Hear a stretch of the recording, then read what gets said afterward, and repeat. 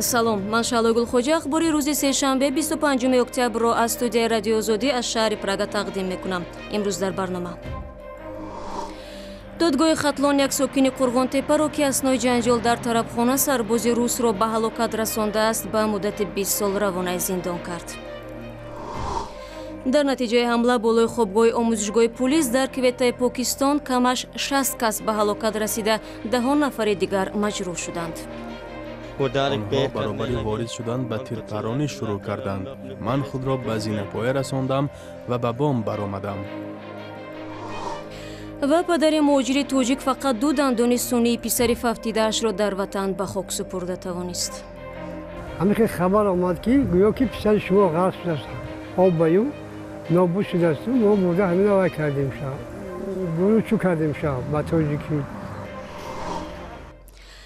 барномаро бо хабаре аз додгоҳи вилояти Хатлон шурӯъ мекунем ки фарди муттаҳам дар қатли сарбози рус Алексей Буинковро ба 20 соли зиндон маҳкум кард.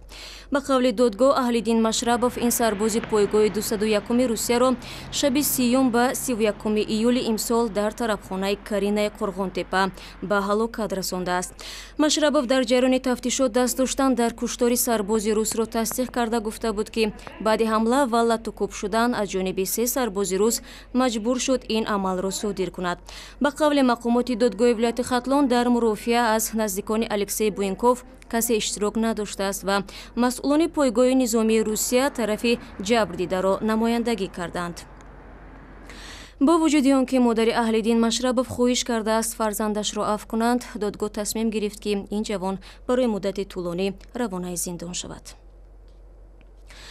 вазорати молияи Тоҷикистон дар пайи таҳлил ба хулосае расидааст ки ширкати алюминиуми Тоҷик Талко ҳоло бо зиён фаъолият дорад. ин ниҳод сабаби аслиро дар гузаштани ин ширкат ба системаи толингӣ медонад. усули толинг ба ин маъност ки як ширкати дигари хориҷӣ ба Талко ашёи хом дода дар иваз маҳсулоти коркардшуда яъне алюминии аввалияро мегирад. ба иддаои вазорати молия аз ин гуна доду сита Талко аз истеҳсоли 1 тонна алюминиум тақрибан $100 зиён мебинад. аммо мақомоти корхонаи Талко чунин натиҷагирии вазорати молияро ноодилона хондааст. Игор Саторов, раҳбари департаменти иттилоот ва робита бо ҷомеаи Талко мегӯяд, маҳз низоми толинг дар шароити буҳрон ва поин омадани қимати алюминиум дар бозори ҷаҳонӣ корхонаро дар ҳолати мӯътадил нигоҳ дошт. корхонаи алюминиуми Тоҷик аз соли 2005 тибқи низоми мавсум ба толинг фаъолият мекунад. худи корхона ҳаққи мустақиман дар бозори ҷаҳонӣ фурӯхтани алюминиумро надорад. дар шаҳри Кветаи Покистон баъди ҳамлаи маргбор ба омӯзишгоҳи пулис чораҳои иловагии амниятии шадид қабул шуданд. масъулияти ҳамларо гурӯҳи ифротии давлати исломӣ ба дӯш гирифтааст. ҳамла субҳи барвақти имрӯз сурат гирифт. нирӯҳои амниятӣ як ҳамлагарро аз байн бурданд ва 2 нафари дигар ҳангоми мунфаҷир кардани васкати интиҳорӣ кушта шуданд. Каюмар Сиято дар ин бора тафсилот дорад. як гурӯҳи мусаллаҳ шаби душанбе ба сешанбе ба ҳудуди маркази омӯзишии полис дар шаҳри Кветаи Покистон ҳамла карданд.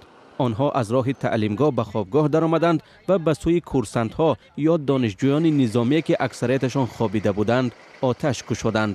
мақомот мегӯянд ки ба камияш 60 нафар кушта шуданд ва ҳудуди 120 нафари дигар бо ҷароҳатҳои вазнин ба бемористон интиқол ёфтанд. баъзе курсантҳо ки тавонистанд фирор кунанд дар бораи он чӣ ки дар дохил гузашт ин гуна нақл намуданд. 3 ва ё 4 нафар ҷангҷӯён ба сарбозхонаи мо даромаданд. онҳо баробари ворид шудан ба тирпаронӣ шурӯъ карданд. ман худро ба зинапоя расондам ва ба бом баромадам. дастаи таъиноти махсус тақрибан баъд аз 20 дақиқаи ҳамла ба ҷои ҳодиса расид. амалиёти озод намудани маркази омӯзишии полис 5 соат идома кард. ба гуфтаи генерал майор Шерафган, ҷангиён омодагии хуб дида буданд. мо хабар ёфтем ки онҳо гаравгон гирифтанд, аммо намедонистем дар дохил чанд нафар аст. баъдан вақте мо суҳбатҳои онҳоро гӯш кардем, маълум шуд ҳамлагарон 3 нафаранд ва ҳамашон камарбанди тарканда доранд. онҳо бо ҳам раду бадал мекарданд ва дастурро аз Афғонистон мегирифтанд.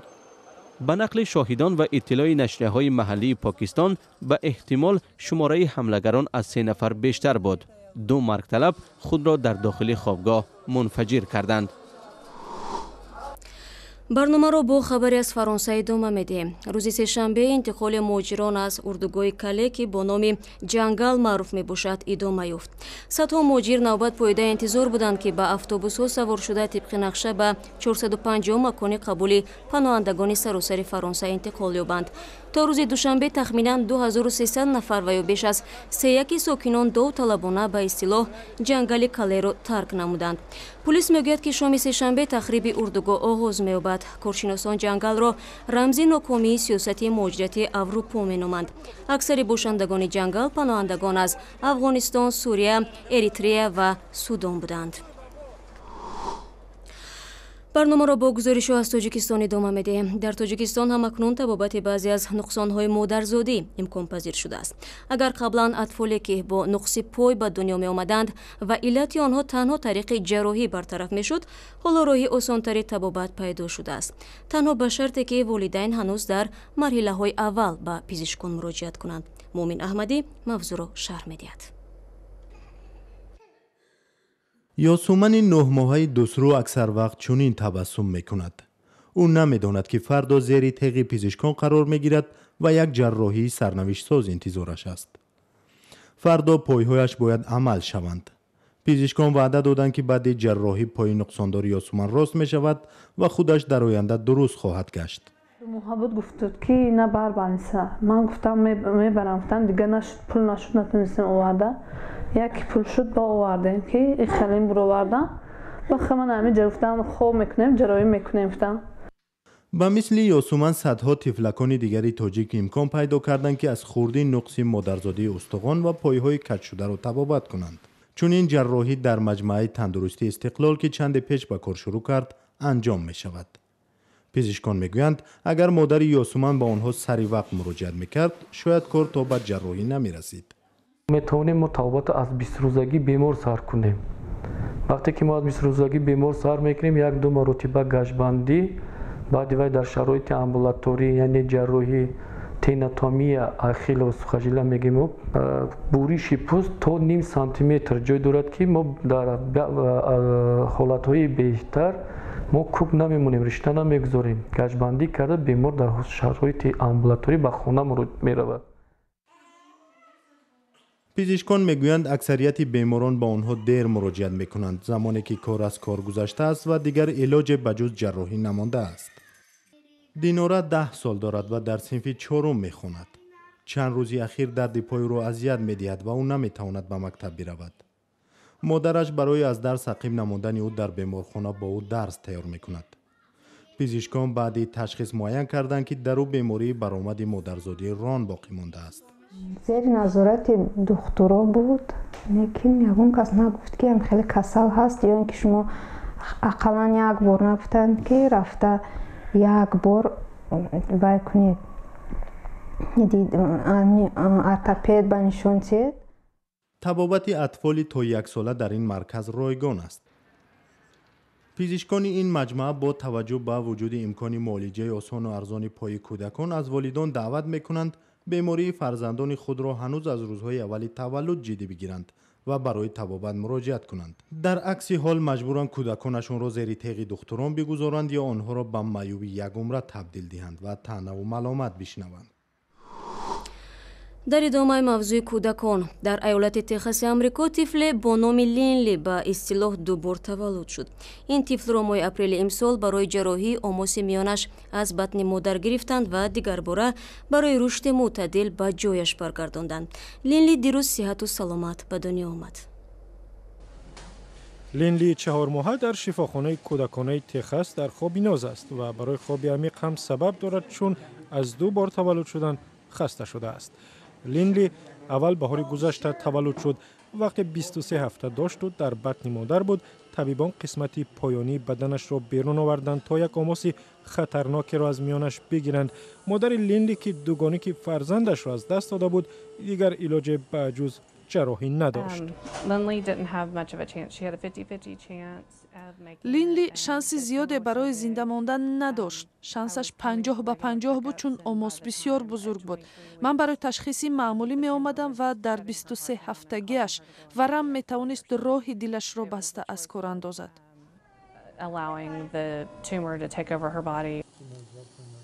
اما جراحی خوب انجام یافت. بعد از گرفتن اوماس طبیبان لینلی را به بطن برگرداندند تا درست روش کند. بعدی تولد با چند جراحی دیگر بقیه اوماس لینلی را گرفتند و بعضی موشک‌هایش را درست کردند. حالا لینلی باید فیزیوتراپی هم گذرد تا پایهایش درست حرکت کنند. ولی در عموم به گفته خانواده خوشحال از کار طبیبان وضع لینلی خوب است.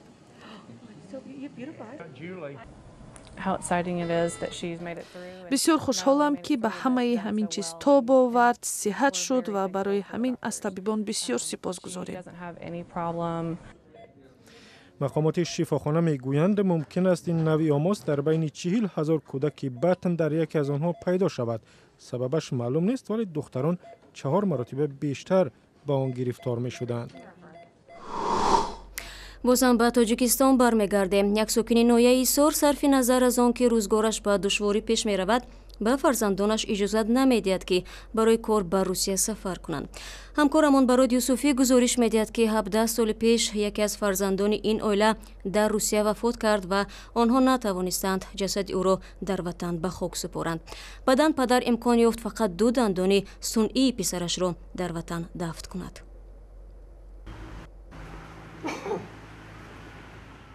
нарзуллоҳ мирзоев сокини ноҳияи ҳисор дар ҳузури набираи хурдсол гоҳо ғами писари 18-солаашро фаромӯш мекунад ки 17 сол пеш дар русия ҳалок шуд.